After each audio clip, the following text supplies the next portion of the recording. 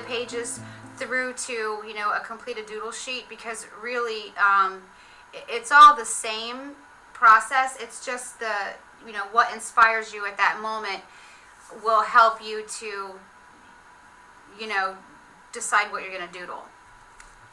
But basically, the process for getting the color down is the simplest process, and it's what I do, all the time in most of my videos, and that is to use stencils and spray through them. And by doing that,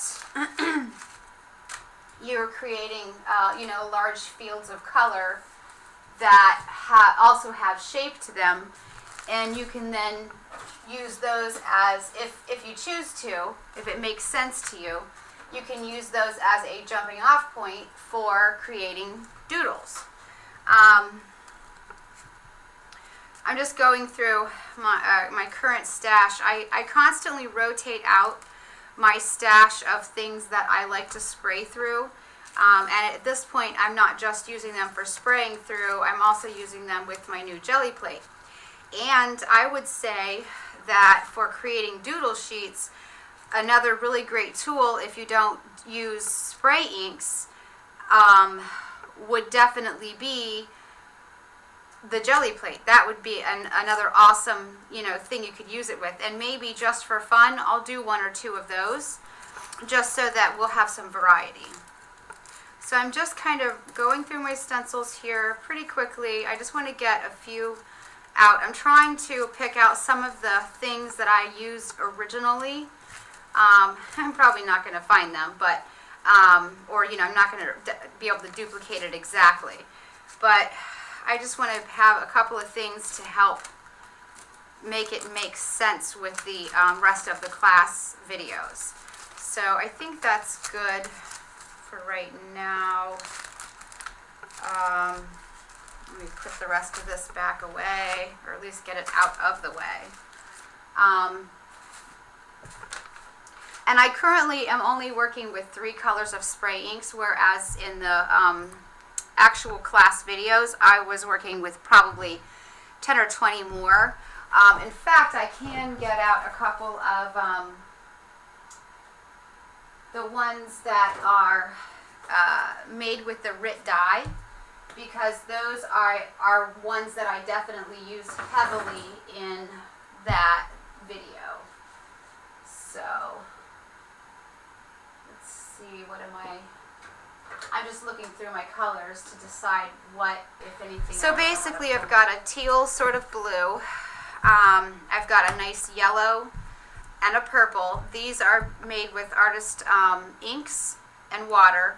Then I've got a pink fuchsia color and an apple green, and these two are made, the fuchsia I believe is made with water and RIT dye.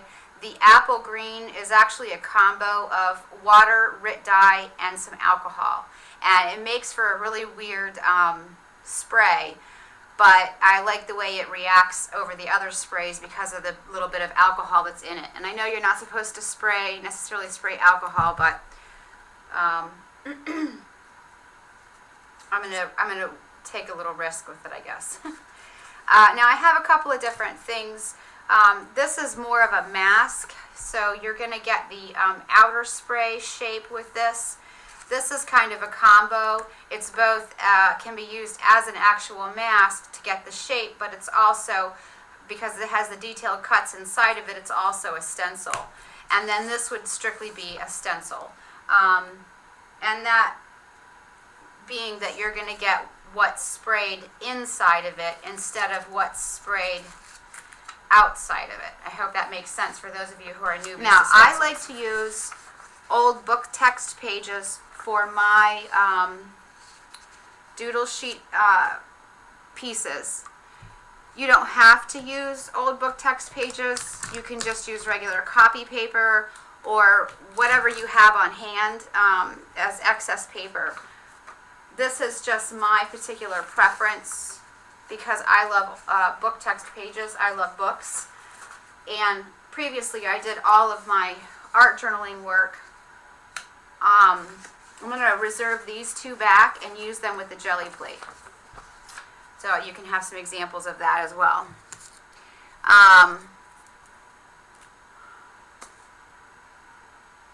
Forgot where I was. Anyway. Okay, so basically for this process, I'm just going to place out a lot of my different stencils and masks wherever I feel like it at that moment.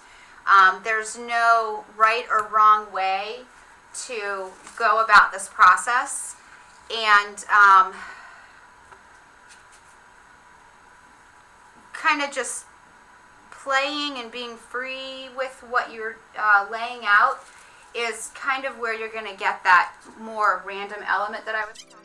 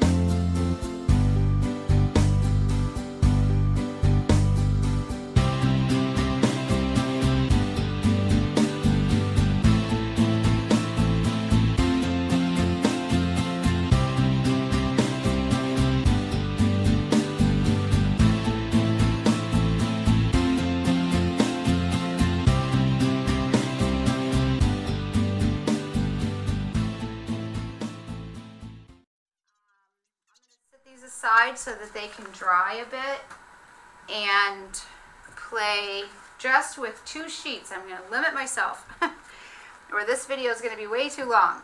Just 2 sheets with the Gelli plate, just to show you that you can get, you know, reasonably similar results and be able to use them for doodling as well. So I kept aside these.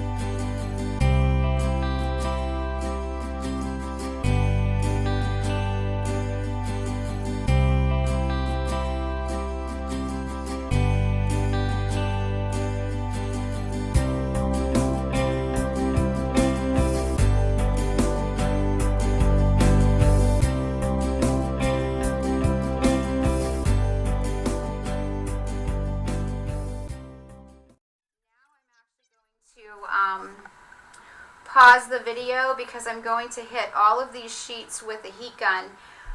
And here's something that I will caution you about. Depending on the type of pens and markers that you're going to use to doodle, the fastest way to ruin a good marker, especially like a Sharpie or any kind of a fine line marker, the fastest way to ruin them is to use them over wet inks or wet anything, wet paint, wet gesso. You need to make absolutely sure that your pages are fully dry before you start doodling. Okay, so I dried my pages and then I actually sat them underneath some books. And part of the reason for that was simply because I was going through my journals so that I could find some examples for doodling. And so I just have pulled out a few journals, and these two are more recent. These two are really, really old. And the reason for that is because if you're brand new to both art journaling and brand new to art, then you probably won't have a lot of journals that you can go back through. However, you can use your own imagination. You can use images, patterns, fabric, things, anything like that that has pattern to it to help you come up with ideas for doodling. If, like me, you've been, art journaling for a little while, then you probably have plenty of inspiration in your own art journals to use for doodling. These are two of my very first art journals, and even right here on the cover, I've just done some pattern doodling here. This particular journal is actually filled with quite a lot of doodles because I wasn't very good at that point at drawing. I think I had already decided I wanted to learn how to draw because that's what drew me to find artists online who happen to also be art journalers, and so that's sort of how I got started. And little circles and little tiny dots are something that I've been doing. This book is from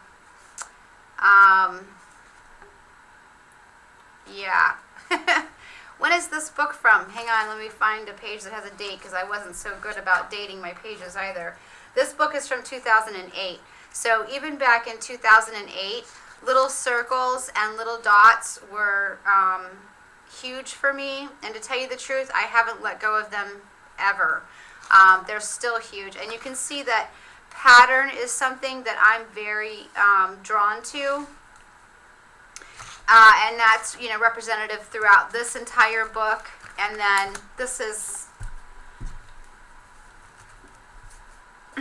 my second journal, also from 2008 and 2009.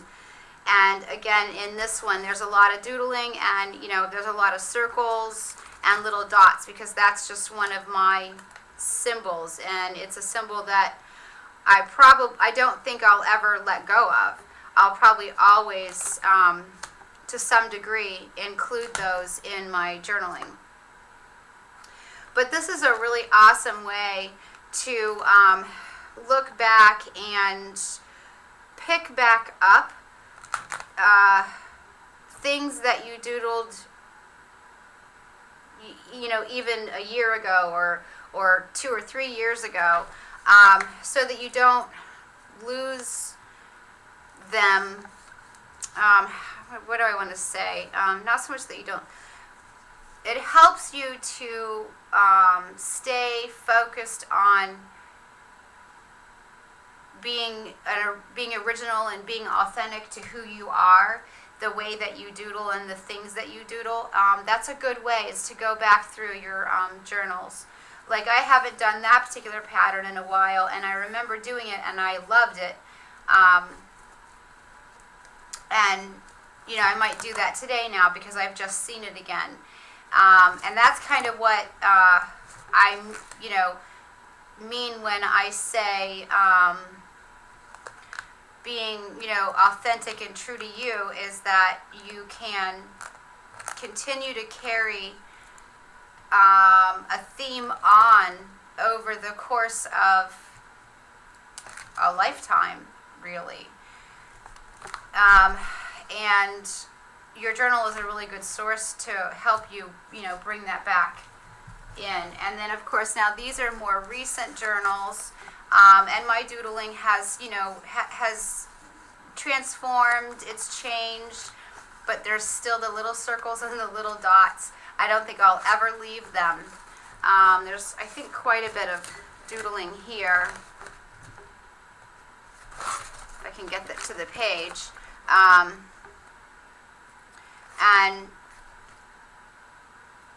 you can see too that your stencils are also another awesome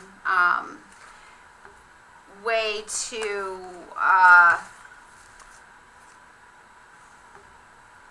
kickstart your doodles. Little stamps, that's actually just the head of a Phillips head screw, but it makes an awesome little doodle. But that's, and here again, this one is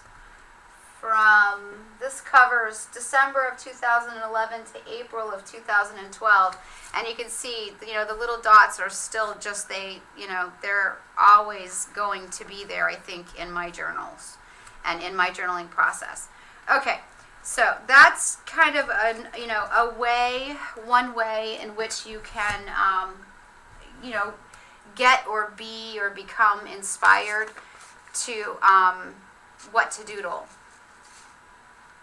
Pens to doodle with. I like to have a really, really good quality fine black marker, and these are the Prismacolor Premier fine line markers. I absolutely love them.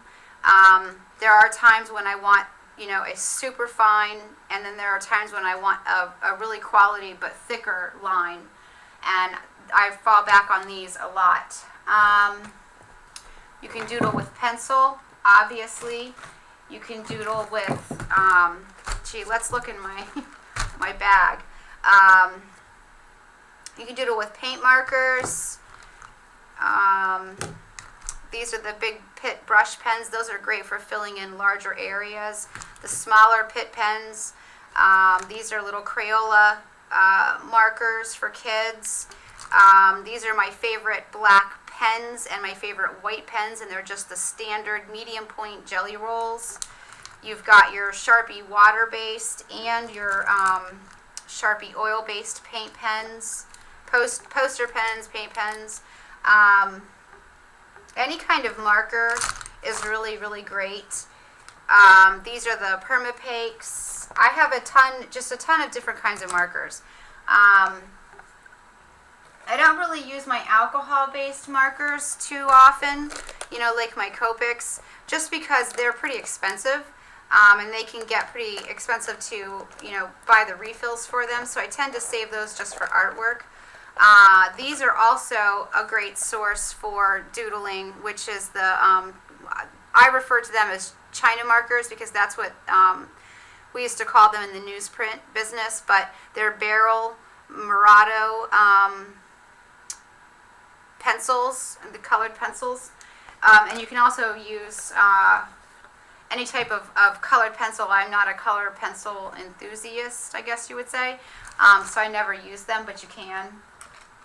And then I also have somewhere, can't remember what case they're in, aqua markers, and those can be fun, although on thin book text I probably wouldn't use them. Oh, here they are.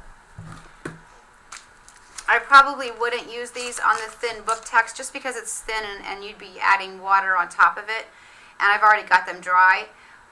But if you were doing doodle sheets on, any type of a thicker paper, like a watercolor paper or anything like that, these would be a lot of fun to play with as well. Okay, so I'm pretty much just going to stick with standard markers and a fine line white and a fine line black pen or marker. And to start off with, there's a couple of different ways you can go about doodling, and I'm really going to pretty much speed through the completion of each individual page. However, I will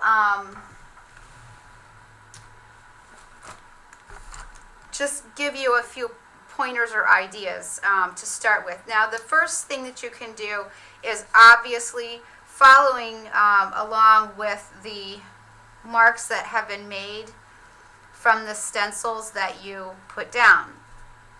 If you just outline, highlight, and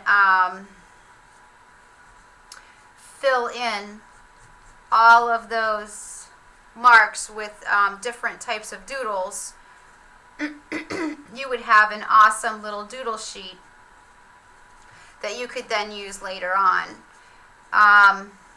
And that's one way to go about it. Another way is sort of following along with that is, using the shapes and things that were created, but actually drawing inside of, outside of, or along with. So like, for instance, these make really good eyes. Obviously they're going to be a little wonky, but these could be some really fun doodled eyes.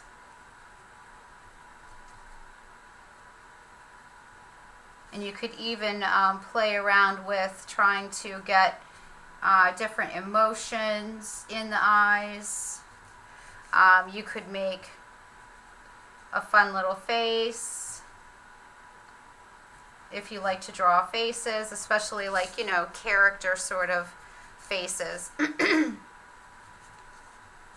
And, you know, you're kind of using the stencil as your starting off, or your jump starting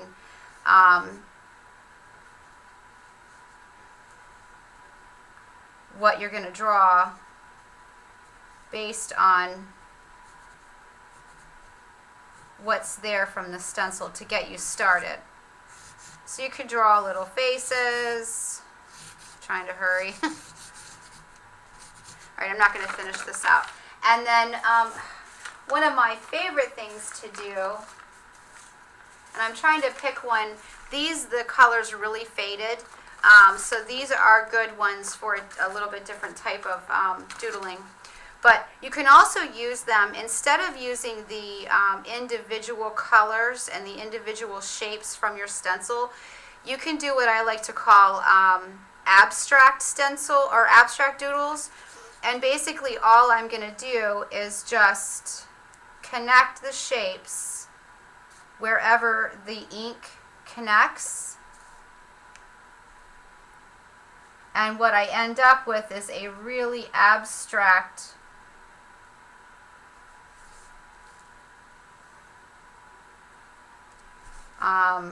design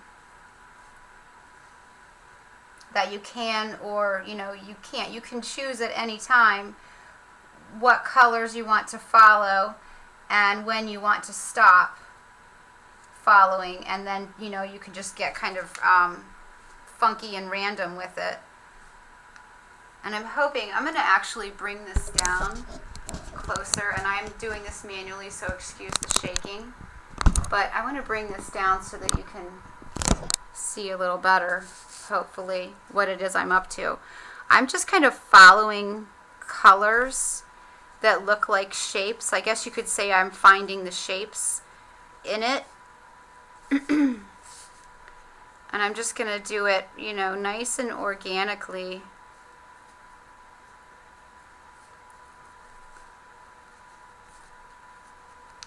And so what you end up with is a shape that you probably would never have drawn. And then if you finish that out, what I love to do is then switch it up and do different designs in the different shapes. This is one of my favorite ways to create the little doodle sheets. So we'll just imagine I finished the whole thing. So then, you know, over here I might do something different. And then I really can get lost in playing around with the different patterns that I might place into, you know, like here I've chosen just to do the part that was blue. So I could come over here and do, you know, repeat that again because it's blue here. Or blue-green. Or like with this one, I could just finish out the entire random shape. Oftentimes, these shapes can look like something specific, in which case then you could go, you know, take that and go with it, like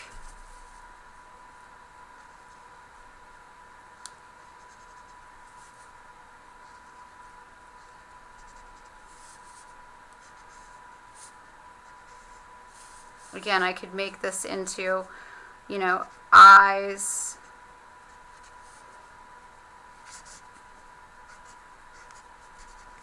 And crazy mouth. Crazy little face. So let's see, is that all of the different ways? Okay, and then, you know, when you've got the ones here that are really faint, that's when I tend to do as much of the organic outlining But instead of following all the different shapes, I just kind of like follow the ones that really catch my eye. So like I like to do these types of little shapes, and I'll show you why I like those, what I kind of do with them. When I see the little shapes like that, I tend to make them into little trees or little flowers.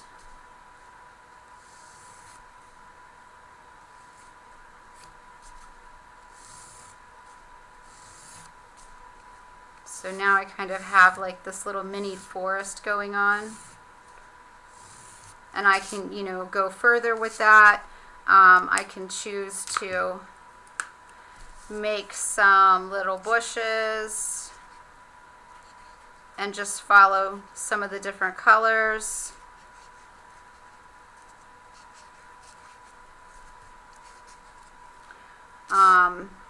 And then I can build from that. I can say, okay, you know, I want to have some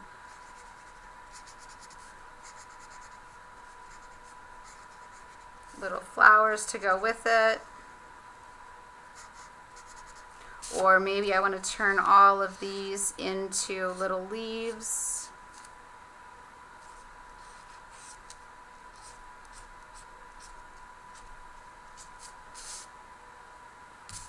And then often as well, I have a tendency to do a combination of different types.